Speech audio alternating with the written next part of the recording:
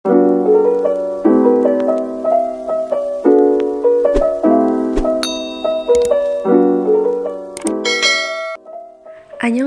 halo guys, masih di drama Korea Mr. Queen. Kali ini aku mau review episode 17-nya.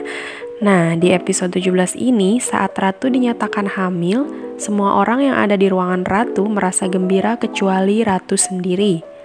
Dia tidak percaya bahwa ini terjadi pada dirinya. Ratu menyuruh semua orang keluar dari kamarnya dan menutup pintu rapat-rapat. Ratu berbicara dengan dirinya sendiri di depan cermin. Ia kesal dengan kehamilannya. Berita kehamilan Ratu pun disebarkan di seluruh istana. Byung-in marah ketika mendengar kabar Ratu mengandung anak raja. Sementara itu, ayah Ratu yang awalnya sedang murung seketika menjadi gembira setelah mendengar kehamilan Ratu.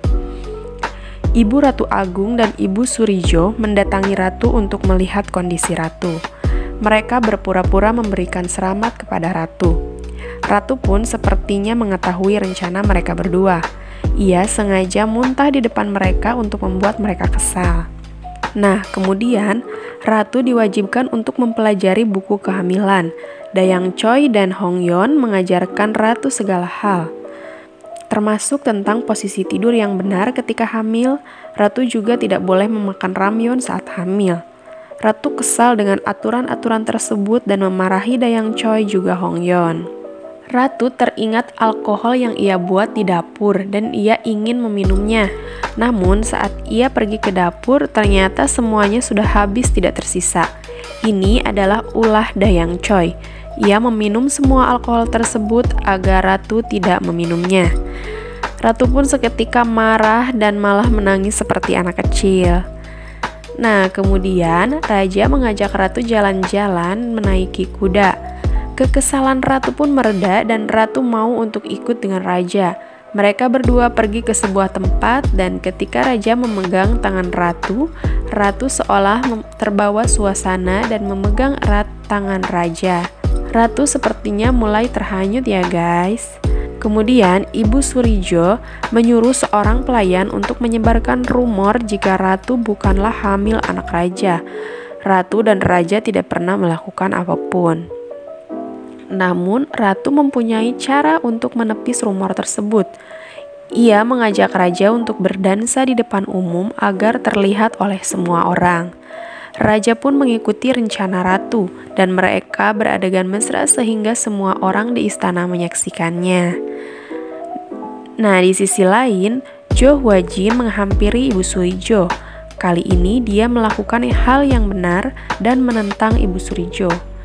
Ia juga menemui Ratu dan memberikan busur panah miliknya kepada Ratu. Raja pun ditemui oleh Jo Hwa-jin. Ia sepertinya berpamitan untuk meninggalkan istana.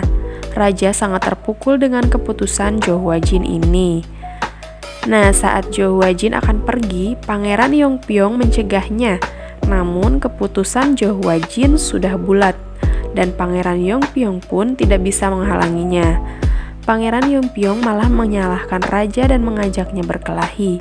Di sisi lain, Ibu Surijo menemui Ibu Suri Agung. Ia menceritakan hubungan Ratu dengan Byung-in selama ini. Ibu Surijo mengatakan ia mencurigai anak yang dikandung Ratu adalah anak dari Kim Byung-in. Setelah itu, Ibu Suri Agung pun memanggil Kim Byung-in dan ia menyuruhnya untuk membunuh Ratu dan membawakan kepala Ratu kepadanya.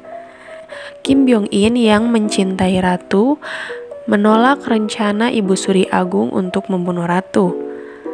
Di sini Kim Byung-in malah menemui Raja dan ia mengatakan hubungannya dengan Ratu kepada Raja agar Raja merasa cemburu.